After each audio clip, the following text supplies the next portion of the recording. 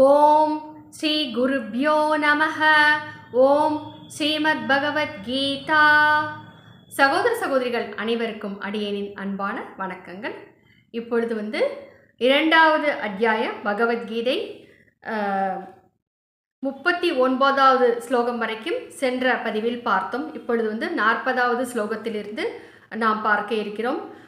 ஞான யோகம் என்றால் என்ன, ஞான யோகத்துடன் ஒவ்வொரு மனிதனும் எப்படி நடந்து கொள்ள வேண்டும் என்பதை பகவான் கூறினார் அல்லவா. இப்பொழுது கர்ம யோகத்தின்படி ஒவ்வொரு மனிதனும் எப்படி நடந்து கொள்ள வேண்டும் என்று அர்ஜுனனுக்கு உபதேசித்து கொண்டே நமக்கும் உபதேசம் செய்கிறார் பகவான் கிருஷ்ணர். இப்பொழுது 40வது ஸ்லோகம் 2வது அத்தியாயம். ஒவ்வொருவரும் பகவத்கீதை புத்தகத்தை வாங்கி வைத்துக் கொள்ளும்படி கேட்டுக்கொள்கிறேன் சகோதர சகோதரிகளே. அப்பொழுதுதான் நீங்கள் இந்த ஸ்லோகத்தில் கீழே உள்ள தமிழ் அர்த்தத்தை நீங்கள் தொடர்ந்து படித்து கொண்டு வரும்பொழுது உங்களுக்கு அர்த்தம் புரியும். பகவத்கீதை புஸ்தகம் வேண்டும் என்று நினைப்பவர்கள் கீழே கமெண்ட் பாக்ஸ் இருக்கு இல்லையா, அதில் நீங்கள் தெரிவிக்கலாம். ஒரு பகவத்கீதை புத்தகம் ரூபாய் 40 மட்டும்தான். அதற்கு பிறகு நீங்கள் வெளியூர்களில் இருந்தால் அந்த கொரியர் சார்ஜ் இருக்கு இல்லையா, அந்த சார்ஜ் வரும். நீங்கள் அடியனுக்கு கமெண்ட் பாக்ஸில் தெரிவித்தால் உங்களுக்கு கொரியர் செய்து வைக்கப்படும் பகவத்கீதை புத்தகம். வேண்டுபவர்கள் தெரிவிக்கும்படி கேட்டுக்கொள்கிறேன். இந்த சேனலை சப்ஸ்கிரைப் செய்த அனைவருக்குமே நன்றி. சப்ஸ்கிரைப் செய்யாமல் பார்த்து கொண்டிருக்கும் சகோதர சகோதரிகள் சப்ஸ்கிரைப் செய்து கொண்டு பார்க்கும்படி வேண்டி கேட்டுக்கொள்கிறேன். இப்பொழுது வீடியோக்குள்ளே போகலாம். 40வது ஸ்லோகம் 2வது அத்தியாயம். இந்த கர்ம யோகத்தின் ஆரம்பம், அதாவது விதை அழிவது என்பது இல்லை. விதை என்பது என்ன? அழியாதது எது? ஆத்மா இல்லைங்களா. அது ஆத்மா அழியாதது. நேரெதிரான விளைவும் இல்லை. இந்த கர்மயோகம் என்கின்ற தர்மத்தை சிறிதளவு கைக்கொள்வது கூட பெரிதான பிறப்பு இறப்பு என்கின்ற பயத்திலிருந்து காப்பாற்றுகிறது என்று கூறுகிறார். இந்த பிறப்பு இறப்பு என்கின்ற பயத்திலிருந்தாவது நம்ம காப்பாற்றிக்கணும் இல்லையா. அதுக்கு கர்மயோகம் கொஞ்சம் தெரிஞ்சால் போதும். அந்த பயத்திலிருந்து நாம் விடுபட்டு விடலாம். அந்த கர்மயோகத்தை முழுவதும் கடைபிடிக்க முடியாதவர்களாக நாம் இருந்தாலும் சரி, கொஞ்சம் தெரிஞ்சுக்கிட்டா போதும். அந்த இறப்பு, இந்த மரண பயம், அதிலிருந்து நாம் நம்மை காப்பாற்றி கொள்ளலாம் என்று பகவான் கிருஷ்ணர் கூறுகிறார். இந்த நேரெதிரான விளைவும் இல்லை என்றால் என்ன கூறுகிறார் என்றால், கர்மயோகத்தை கடைபிடிக்கும் பொழுது பாவ புண்ணியங்களை ஒருவன் சுமந்து செல்வதில்லை. அதற்கான நேரெதிரான விளைவான மறுபிறவி என்பது அவருக்கு கிடையாதுங்க. அதைத்தான் இப்படி கூறுகிறார். அடுத்தது 41வது ஸ்லோகம். அர்ஜுனா, இந்த கர்மயோகத்தில் தீர்மானமான புத்தி ஒன்றுதான் இருக்கிறது. ஆனால் ஒரு விஷயத்திலும் நிச்சய புத்தி இல்லாத, விவேகம் என்பதே இல்லாத, பயனில் ஆசையுள்ள மனிதர்களுடைய புத்திகள் நிச்சயமாக பல நோக்கங்களுடையனவாகவும் முடிவற்றவனையாகவும் இருக்கிறது என்று கூறுகிறார். ஒரு விஷயத்திலும் நிச்சய புத்தி இல்லாத, இதை செய்யலாமா வேண்டாமா என்று யோசிச்சு கொண்டே இருக்கிறது. அதற்கு பிறகு அந்த செயலில் ஒரு விவேகம் இல்லாமை, அதை செய்தால் என்ன பலன் கிடைக்கும் என்று சிந்திப்பது, இது போன்ற சிந்தனைகள் இந்த உள்ள மனிதர்களுக்கு முடிவே கிடையாது. அது புத்திகள் நிச்சயமாக பல நோக்கங்களுடையனாகவும் முடிவற்றதாக இருக்கும். அவருடைய இப்படிப்பட்ட சிந்தனைகள் நீண்டு கொண்டே போகும். ஒரு முடிவில்லாமல் அவர்கள் தத்தளிப்பார்கள், முடிவற்றவனாக இருக்கும் என்று கூறுகிறார். அதற்கு பிறகு அர்ஜுனா, போகங்களில் மூழ்கியவர்களும் ஸ்வர்க்கமே மேலானது என்று நினைப்பவர்களும், இந்த சுக போகங்களில் மூழ்கியவர்கள், சொர்க்கம் சந்தோஷம் என்று நினைப்பவர்கள், கர்மங்களின் பயன்களை புகழ்ந்துரைக்கும் வேத வாக்கியங்களிலேயே பிரியம் வைத்து வேறொன்றும் இல்லை என்று வாதம் செய்கின்றவர்களுமான அறிவிலிகள் என்று கூறுகிறார். இந்த உலகத்தில் நாம் வாழும் பொழுது கிடைக்கும் சந்தோஷம்தான் சந்தோஷம். இன்னைக்கு நமக்கு என்ன சந்தோஷமோ அதுதான் சந்தோஷம் என்று கூறும் அறிவிலிகள் என்று கூறுகிறார். கர்மங்களின் பயனான பிறவியை அளிக்கின்ற போகங்கள் மற்றும் செல்வங்கள் பெறுவதற்குரிய பல வகையான கர்மங்களை கூறுகின்ற மலர் போல கவர்ச்சியுள்ள எந்த பேச்சை எடுத்து பேசுகிறார்களோ அப்படிப்பட்டவர்கள் என்ன எப்படியெல்லாம் பேசுவார்கள் என்றால், இன்றைக்கு நீங்கள் மகிழ்ச்சியாக இருப்பதற்காக உங்களுக்கு வேண்டியதை நீங்கள் செய்து கொள்ளுங்கள் என்று கூறுகிறார்கள். அது மட்டுமல்லாமல் நாம் சுகபோக வாழ்க்கை வாழ்வதற்கு நிறைய பணம் தேவை. அதற்காக வந்து எப்படிப்பட்ட ஒரு உயர் கல்வியாக இருந்தாலும் சரி, கல்வியின் மூலமாக சம்பாதிக்கலாம். அது மட்டும் மேலும் வந்து அரசியலில் இருந்து சம்பாதிக்கலாம் என்றெல்லாம் வந்து இந்த போக விஷயங்களில் மட்டுமே வந்து ஒருவருடைய மனம் நிலைக்கும்படி வந்து ஒரு ஆசை வார்த்தைகள் கூறுவார்கள். அப்படிப்பட்ட அந்த பேச்சினால் வந்து மனம் அபகரிக்கப்பட்டு போகத்திலும் செல்வத்திலும் மிகுந்த பற்றுள்ளவர்களும் பரமாத்மாவிடம் நிச்சயமான கருத்துள்ள புத்தி நிலை பெற்றிருப்பது இல்லை என்று கூறுகிறார். அப்படிப்பட்டவர்களுக்கு பரமாத்மாவை பற்றிய ஒரு நினைப்பே இருக்காது என்று கூறுகிறார். அர்ஜுனா, மேலே கூறியபடி வேதங்கள் முக்குணங்களின் செயல்களான போகங்களையும் அவற்றின் சாதனை முறைகளையும் பற்றி கூறுபவை என்று கூறுகிறார். இந்த வேதங்கள் எல்லாம் வந்து என்ன கூறுகிறது என்றால், இந்த முக்குணங்கள் தான் வந்து அந்த சுகபோகங்களின் மீது வந்து ஆசை கொள்ள செய்கிறது, அதற்குண்டான சாதனைகளையும் மேற்கொள்ள செய்கிறது என்று கூறுகிறார். முக்குணங்கள் என்றால் சத்வம், ரஜஸ், தமஸ் என்று சொல்லப்படக்கூடிய முக்குணங்கள். இந்த முக்குணங்களை பற்றி அடுத்தடுத்து வருகின்ற அத்தியாயங்களில் வந்து பகவான் கிருஷ்ணர் விரிவாக கூறுவார். அப்பொழுது நாம் தெரிந்து கொள்வோம். ஆகவே நீ இந்த போகங்களிலும் அவற்றின் சாதனங்களிலும் பற்று கொள்ளாதவனாக, மகிழ்ச்சி, துயரம் முதலிய இரட்டைகளுக்கு ஆட்படாதவனாக, நித்திய பொருளான பரமாத்மாவிடம் நிலை பெற்று யோகக்ஷேமத்தை, பொருள் சேர்ப்பது, காப்பது என்பதை விரும்பாதவனாக, தனக்கு வசப்பட்ட மனம் உடையவனாக ஆகக்கடவாய் என்று கூறுகிறார். இப்படி வந்து மகிழ்ச்சி, துயரம், இன்பம், துன்பம் இதை எல்லாத்தையும் விட்டுவிட்டு நீ வந்து சமபுத்தியுடன் வந்து நீ போர் புரியும் பொழுது அந்த போரின் முடிவில் வந்து வெற்றி கிடைத்தால் நீ வந்து மகிழ்ச்சி அடைய மாட்டாய், தோல்வி அடைந்தால் துவண்டு போக மாட்டாய் அர்ஜுனா. ஆகவே வந்து இந்த இரட்டை நிலைக்கு ஆட்படாமல் இரு என்று அப்படியே ஆகிவிடு என்று கடவா என்று கூறுகிறார்.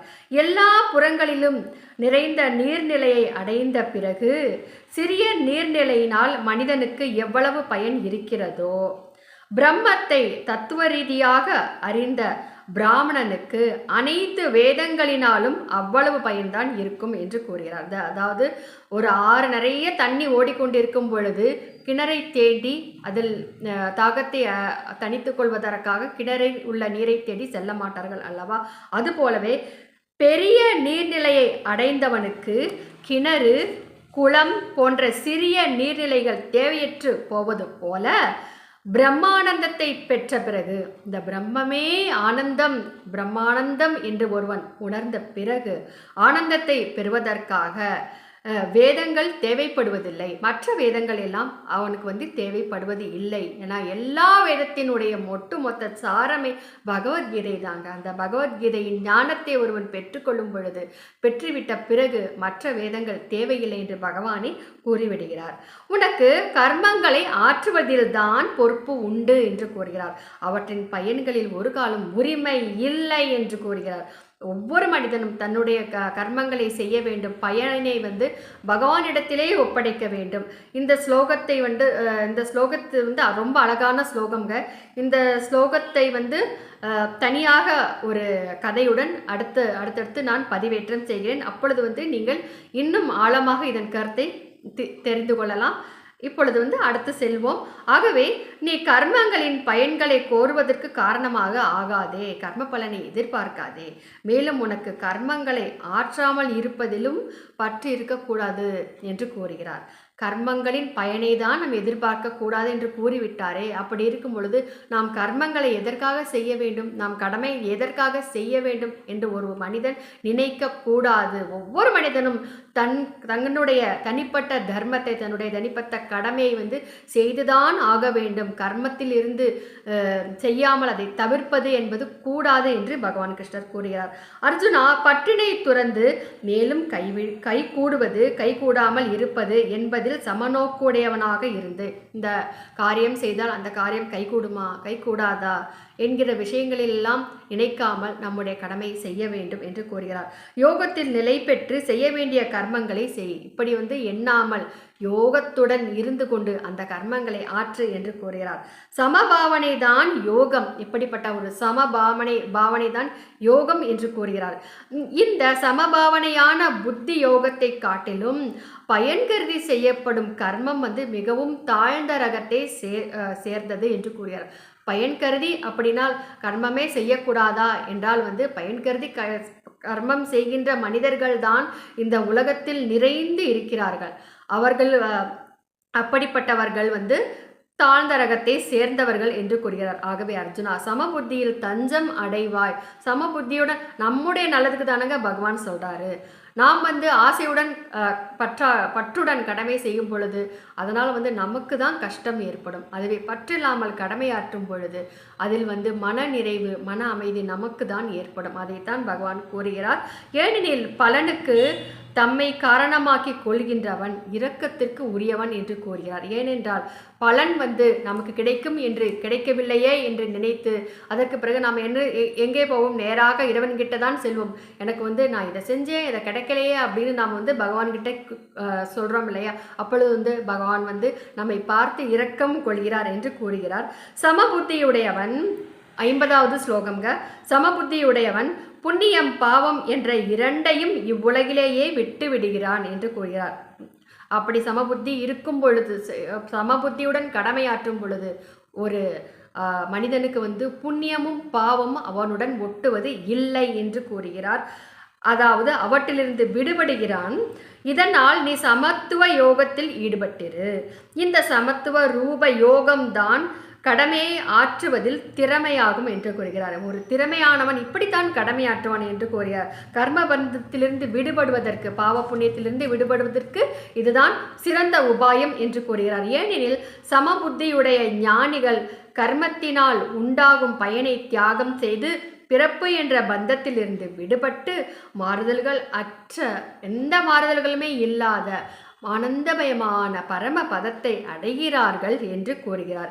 எப்பொழுது உன்னுடைய புத்தி மோகம் என்ற சேற்றை முற்றிலுமாக கடந்து விடுகிறதோ, இந்த மோகம், இந்த உலகில் இருக்கின்ற மோகம், தன்னுடைய சொந்த பந்தங்களிடையே வைத்துள்ள ஆசை, பாசம், மோகம், இவை எல்லாம் யார் கடந்து விடுகிறார்களோ அப்போது நீ கேட்டது பற்றியும் கேட்கப்படுபவை பற்றியும் இவ்வுலக பரலோகங்களில் ஏற்படும் அனைத்து போகங்களிலிருந்தும் வைராகியத்தை அடைவாய். இந்த பிரதிபலனை ஒருவன் எதிர்பார்க்காமல் ஒரு பணியாற்றும் பொழுது இந்த உலகத்தில் இல்லைங்க, எல்லா உலகத்திலிருந்தும் எனக்கு இந்த சுகபோக வாழ்க்கை எல்லாவற்றிலுமே ஒரு வைராகிய நிலை ஏற்பட்டுவிடும். அதிலிருந்து விடுபட்டு விடுவான் என்று கூறுகிறார். இப்படி பற்பல வசனங்களை கேட்டு சஞ்சலமாகியுள்ள உன்னுடைய புத்தி எப்பொழுது பரமாத்மாவிடம் அசையாமல் மேலும் திடமாக நிலை பெறுகிறதோ, இந்த ஆசை தருகின்ற இந்த சுகபோக வார்த்தைகளிலிருந்து விடுபட்டு பரமாத்மாவிடமே அசையாமல் நீ எப்பொழுது திடமாக நிலை பெறுகிறாயோ அப்பொழுது யோகத்தை அடைவாய். நீ பரமாத்மாவிடமே நிரந்தரமாக ஒன்றிவிடுவாய் அர்ஜுனா என்று பகவான் கிருஷ்ணர் கூறுகிறார். அர்ஜுனனுக்கு ஒரே சந்தேகம், இப்படி எப்படிதான் பலனை எல்லாம் எதிர்பார்க்காம ஒரு மனிதன் கடமையாற்ற முடியும்? இப்பொழுது நாம் ஒருத்தருக்கு ஒன்று செய்தால் அவர்கள் நமக்கு திருப்பி செய்வார்களா என்று எதிர்பார்ப்பது சாதாரணமாக ஒரு மனிதனுக்கு அப்படித்தானே தோன்றும். அது மட்டும் இல்லாமல் ஒருவர் மீது நாம் அன்பு செலுத்தும் பொழுது அவர் அதே போல மறுபடியும் நமக்கு அன்பை திருப்பி செலுத்துகிறார்களா என்று எதிர்பார்க்கத்தானே செய்யும். இவை எல்லாம் ஒன்றுமே இல்லாமல் எப்படிதான் கடமையாற்ற முடியும் என்று அப்படி கடமையாற்றுபவன் எப்படியெல்லாம் இருப்பான், எப்படி பேசுவான், எப்படி நடந்து கொள்வான், எப்படியெல்லாம் இருப்பான் என்று எல்லாம் ஏகப்பட்ட சந்தேகம் வருதுங்க அர்ஜுனனுக்கு. அதனால் அர்ஜுன உவாச்ச, அர்ஜுனன் பகவான் கிருஷ்ணர்கிட்ட கேட்கிறார். என்ன கேட்கிறார் என்றால், அர்ஜுனன் கேட்கிறார், கேசவா, இப்படி சமாதியில் நிலை பெற்று பரமாத்மாவை அடைந்த ஸ்திர புத்தி உள்ளவனின் இலக்கணம் என்ன என்று கேட்கிறார். இப்படி நீர் சமபுத்தியோடு இருக்க சொல்லி கடமையாற்ற சொல்கிறீர். அப்படி இருக்கவனுடைய இலக்கணம் என்ன? இந்த ஸ்திர புத்தியுள்ள புருஷன் அப்படிப்பட்ட ஒரு மனிதன் வந்து எப்படி பேசுவான், எப்படி உட்காருவான், மேலும் எப்படி நடப்பான் என்று கூறுகிறார். அப்படி இருக்கிற வந்து எப்படி தான் பேசுவான், எப்படி வந்து நடப்பான், எப்படி உட்காருவான், எப்படி சாப்பிடுவான், என்னதான் செய்வான் என்று வந்து கேள்வியாக கேட்கிறார் அர்ஜுனர் வந்து பகவான் கிருஷ்ணர் கிட்ட. இந்த ஒரு அற்புதமான கேள்விக்கு வந்து பகவான் கிருஷ்ணர் என்ன விடை கூறுகிறார் என்பதை அடியேன் அடுத்த பதிவில் கூறுகிறேன். தொடர்ந்து பகவத்கீதையை கதையாக கேட்டுக்கொண்டிருக்கும் பாக்கியசாலிகள் அனைவருக்கும் அடியேனின் நன்றிகள். அடுத்த பதிவில் மீண்டும் சந்திப்போம் சகோதர சகோதரிகளே. இவள் மதுரையில் மதுரை கல்லூரி அருகே ஜீவசமாதி அடைந்துள்ள ஸ்ரீ சிவானந்த சரஸ்வதி சுவாமிகளின் பேத்தி ரஜுலா விஜயராகவன்.